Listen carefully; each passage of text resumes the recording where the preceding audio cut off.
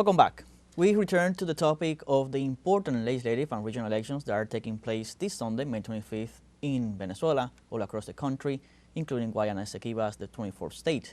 For that reason, we are joined by international analyst Ermelinda Malcotte from Belgium. Hello, Ermelinda. Welcome to This from the South. Hello. Thank you for inviting me. Oh, it's always our pleasure. Ermelinda, as we have been covering since early in the morning, the Venezuelan people is going to vote in this important election, both at regional and legislative level, which is the first time they are both held at the same time. What is your take? What is the importance of these elections that are being held today in Venezuela, especially also taking into account that in Guayana Esequiba, as the 24th state, since by mandate of the referendum that was held in December 2023, also that region is also electing for the first time its governor's representative to the National Assembly and their local authorities as well. Well, as you said, there are two main major interests of those elections. The first one, of course, is the integration of Guayana Esequiba into the national institutions of Venezuela, since they have integrated formally and officially Venezuela in 2023. So we would have one governorate into Guayana Esequiba, and we would have 7 MPs represented in the National Parliament of Venezuela. So this is an important election for that subject. But on the overall interest of those elections is that Venezuela has been facing very strong economical and political attacks from the United States and the imperialist countries. So having strong institutions, validated institutions with the plurality of the representation of the different tendencies, parties that exist in Venezuela is very important, because it guarantees the institutionalization, the normalization of politics in front of those political and economical attacks from the United States and its allies. So it's very important for the stability of the country and also for the question of integration international institution of the Guayana Esequiba. As you were saying, Venezuela faces all kinds of attacks coming from the United States and the hegemonic Western media, as well as they have tried, as has been denounced by President Nicolas Maduro and different Venezuelan authorities, the censorship of the reality of Venezuela, especially as well taking into account this electoral process. As we see in hegemonic Western media, they try to slander and smear the campaign and also the voting system that Venezuela has, even though it has been proven over time the reliability of said system, especially since they also do electoral drills before going to elections. What do you think they are trying to get doing these campaigns against the Venezuelan electoral system and against the reality of Venezuela as a whole? Well, it's a very disappointing position of what European and United States call themselves international community. First, it has to be recognized that international community is way wider than just imperialist countries.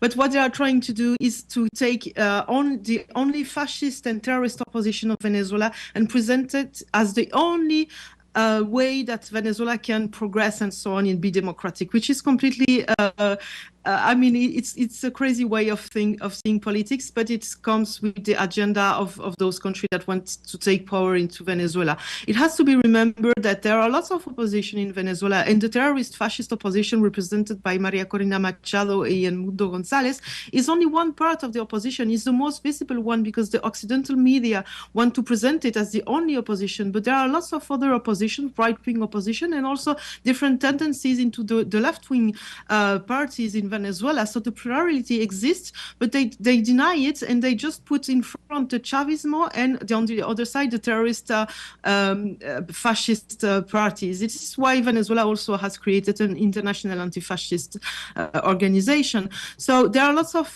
pluralistic representation in Venezuela, right-wing representation that has been invited by the president of the Parliament of Venezuela to discuss of how to plan the elections and to validate the planning of the elections in front of and to have proposal for the National Electoral Council.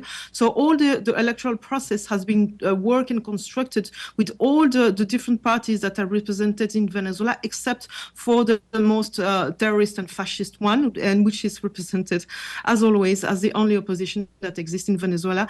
And it's very damaging because the right-wing in Venezuela is not only that, there are also lots of other countries that represent the pluralistic visions that exist in Venezuela, and they don't exist for the Western media.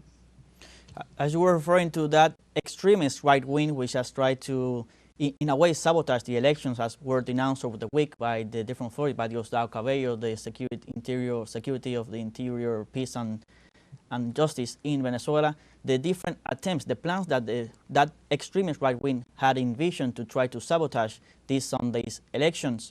So what is your take of that context that Venezuela comes into these elections with all those threats of violence which have been successfully dismantled by the Venezuelan security forces? Well, I think this is the reason why the president of the parliament in Venezuela, Jorge Rodriguez, has called for all the political parties and all the organizations that are represented in the parliament to discuss the elections and to validate the electoral process, because they have the experience of those terrorist opposition trying to invalidate every electoral process there have been, the last one being the presidential election. So they're used to those destabilization processes, and this is why they want to secure the democratic process with discussing with the opposition, discussing with all the forces that are represented in the country.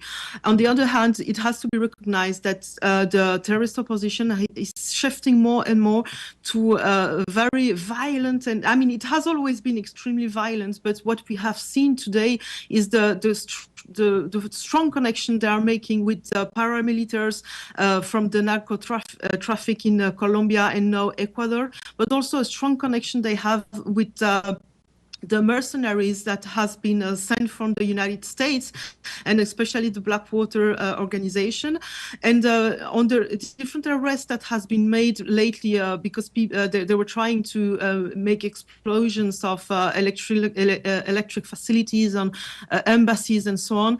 And we have seen that 17 different nationalities were represented by those mercenary and paramilitaries. So there are strong intromission from other countries into the Venezuelan affair, and of course that the terrorist and fascist opposition is directly financed by them and directly taking orders from the foreign countries, and especially, of course, United States.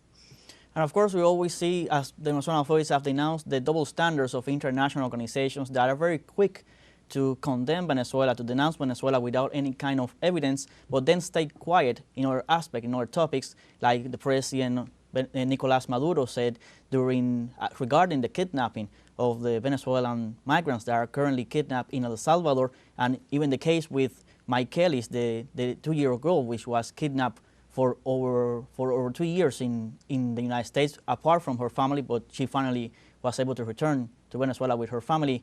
How can we explain this double standard that exists in these international organizations, even taking, for example, the case in Palestine, the genocide that is happening right now in Gaza, and there is a complete silence of everything that is happening over there, but they are very quick to condemn and judge on other topics? Yes, this is because the Occidental potencies doesn't want to recognize that it can be other democratic process and progressive countries that can flourish without being a copy of the imperialist countries, and they are taking their own way to develop themselves, and it's the good way, because it's the only way that the country that is submitted to the Monroe Doctrine for the case of the American continent. It's the only way a country can flourish, is taking its destiny into its hands and to have the dignity of having a sovereign policies. And if we look, for example, in Cuba, the Guantanamo is one of the worst places in the world, run by the United States, torturing without any judicial process, in a place they just decided to own because of the colonial posture they have. So they don't want to discuss about their own extremely violent way of managing things, and they don't want to recognize when democratic and progressive processes are developing in the American continents, and they want to shut it down. And this is the reason they they are acting that way. We have to remember that Venezuela is an extremely rich country in terms of natural resources, so it's also a very important way to try to take advantage and to have basically the petrol, the oil, but also all the resources that Venezuela has. Thank you very much, Ermelinda, for your time hearing from the South and your inputs here on everything that is happening today in Venezuela. Thank you very much for inviting me. It was our pleasure. We were talking about Ermelinda Malcotte, international analyst, regarding these important elections, legislative and regional elections being held today across all of Venezuelan territory. We're going to stay in touch with other analysts and with our correspondent as well in the country to have more updates on everything that is happening throughout the day in our special programming here in teleSUR.